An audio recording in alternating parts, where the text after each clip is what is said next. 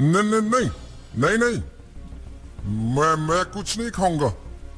मुझे जाने दीजिए, मैं यहां से जाना चाहता हूं। जाएगा? कहां जाएगा?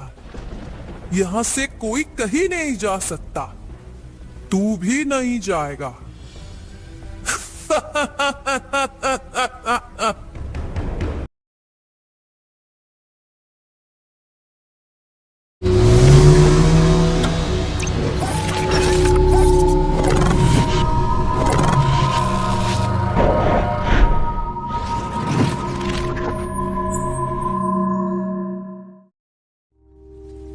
रात के लगभग 1:30 बज रहे थे। आज शाम से ही मूसलाधार बारिश हो रही थी। नारायणपुर गांव के इकलौते डॉक्टर मदनलाल साहब मरीजों को देखकर आज थोड़ी देर पहले ही घर लौटे थे। अकेले ही रहते थोड़ा बहुत कुछ खा पी कर थके हारे आज के लिए बिस्तर पर लेट गए थे।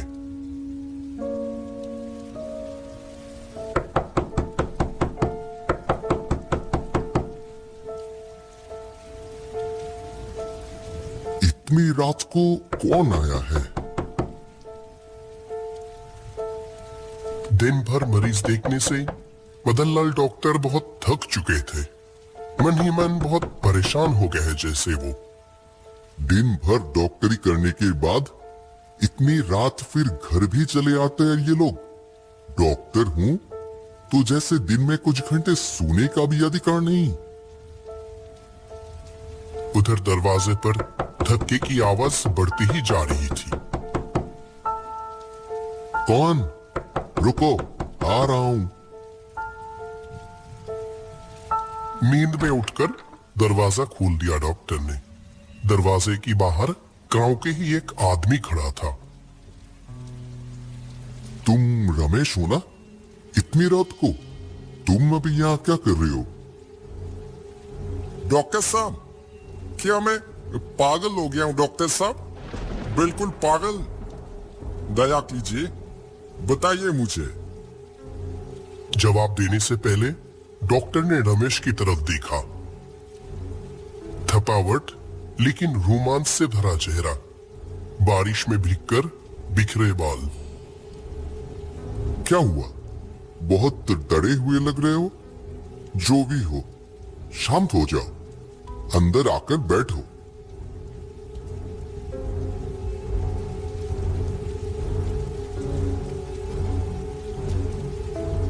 रमेश कमरे में आकर बैठा। मदनलाल ने एक गिलास पानी दिया उसे। इसके बाद कुछ देर सिर्फ लगातार बारिश की आवाज के अलावा कुछ सुनाई नहीं दिया। डॉक्टर साहब रमेश को अच्छे से देखने लगे। वो बहुत रोमांचित है, इसमें कोई संदेह नहीं। थोड़ा संभल कर वो खुद ही अपनी कहानी सुनाएगा। कुछ देर बाद रमेश ने अपनी कहानी शुरू की। मैं एक मजदूर हूं डॉक्टर साहब। इस गांव में, उस गांव में, खेतों में काम करता रहता हूं। पास के गांव में रामू सेठ के घर से बुलावा आया था आज। वहां से काम खत्म करके निकलने में काफी रात हो गई। फिर जब इस गांव में आया, जंगल में चलते चलते अचानक तेज बारिश शुरू हो गई। इतनी जोर से बारिश होने लगी कि पैदल घर आना ही मुश्किल हो गया। कहीं थोड़ा सिर छुपाने की जगह मिल जाए, ये सोच ही रहा था। तभी गांव के आखिरी सिरे में वो पुराना घर दिखा मुझे। लेकिन हैरानी की बात क्या है जानते हैं डॉक्टर? उस घर में तो कोई रहता नहीं है। लेकिन मैंने वहां तब एक लालटेन की रोशनी देखी। गांव के आखिर में जंगल के बीच वो पुराना घर, वहां तुम्हें इंसान कैसे दिखा? वहां आज तक कोई रहता है सुना नहीं मैंने। जो रहते थे वो तो बहुत साल पहले ही मर गए हैं। वही तो डॉक्टर साहब, देखकर पहले तो बहुत हैरानी हुई, लेकिन तब बारिश में ज्यादा सोच विचार ना करके उस घर की ओर चला गया। कोई है? ओ जी, घर में कोई है? कहाँ? कितनी डरावनी आवाज। दरवाजा खोलते ही एक आदमी दिखाई दिया। शरीर पर चदन थका, और क्या देखा, उस आदमी की आंखें कैसे डरावनी थी। एक हाथ में एक लाठी और दूसरे हाथ आगे बढ़ाकर आ रहा था। इतना बोलकर जैसे कांप उठा रमेश। फिर बताते जाओ। उस आदमी के पीछे से एक औरत लालटेन लेकर बाहर आके रुकी। उन्हें दिखाई नहीं देता। आप बताइए, यहां क्या चाहते हैं? मैं ये पास के गांव से आ रहा हूं जी।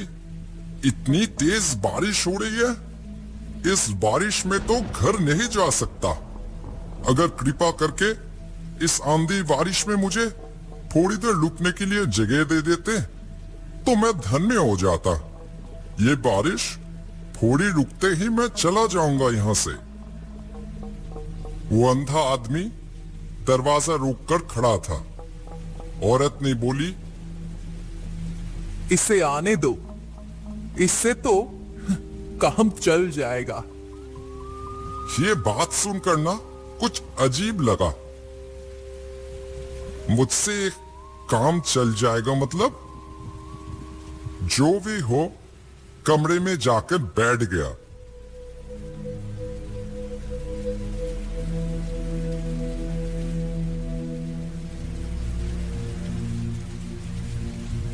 आप बैठिए, मैं आपके लिए कुछ खाना लेके आती हूं।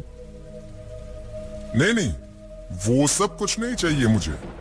कृपया करके आप थोड़ी देर रहने दिया, यही बहुत है, और कुछ नहीं चाहिए।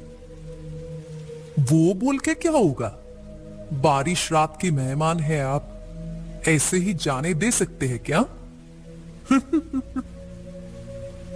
लालटेन मेरे पास रखकर वो दोनों बगल वाले कमरे में अंधेरे में कहीं चले गए। मैं अकेला बैठा रहा। बैठे बैठे जैसे आंख लग गई थी थोड़ी। आंख खोलते ही देखा, बगल के दीवार में एक छोटी खिड़की जैसी है। उसके उस पार पास वाला कमरा। उस खिड़की से रोशनी आ रही थी पास वाले कमरे से। सोचा वो औरत शायद खाना बना रही है, लेकिन उसके साथ साथ कैसी एक धुंधली सी लगातार मंत्र पढ़ने की जैसी आवाज आ रही थी। मैं वैसे डरपोक नहीं हूं डॉक्टर, लेकिन फिर भी कैसी एक अशुभ सी महसूस होने लगी मुझे। मेरे मन में बुरे ख्याल आने लगा। बार बार लगने लगा, शायद यहां आके मैंने ठीक नहीं किया। और उधर लगातार मंत्र पढ़ने जैसी आवाज बढ़ती ही जा रही थी। मेरा मन हुआ कि जाकर देखता हूं क्या हो रहा है उधर। ये सोचकर खिड़की से झांककर देखा पास वाली कमरे में। कितना भयानक दृश्य था डॉक्टर साहब।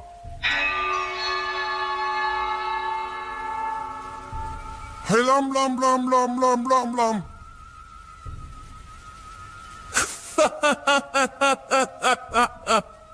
क्या रे, क्या देख रहा है? खाएगा? खाना खाएगा?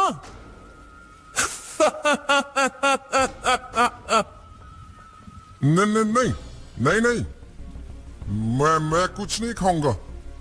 मुझे जाने दीजिए, मैं यहां से जाना चाहता हूं। जाएगा?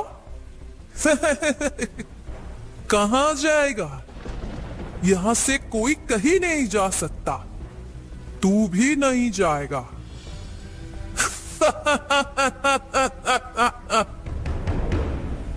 पीछे चलते चलते दीवार से मेरी पीठ थपड़ा गई डॉक्टर, और वो दोनों मिलकर मेरी तरफ आते ही रहे, और कहीं जाने का रास्ता नहीं था मेरा। फिर चारों तरफ अंधेरा छा गया मेरी आंखों के सामने। इतना बोलकर रुका रमेश। बाहर बारिश तब तक थोड़ी थम गई थी। घड़ी में रात के 2 बज गए। लालटेन की रोशनी भी थोड़ी धीमी हो गई थी तब तक। मदन लाल साहब बोले, कहानी तो बहुत अच्छी है, फिर क्या हुआ? फिर वहां से निकलकर तुम ऐसे ही आ गए यहां इतनी दूर? मेरा विश्वास नहीं किया डॉक्टर साहब, तो आप भी मुझे पागल ही समझे। अगर यही है तो इसका जवाब क्या देंगे डॉक्टर?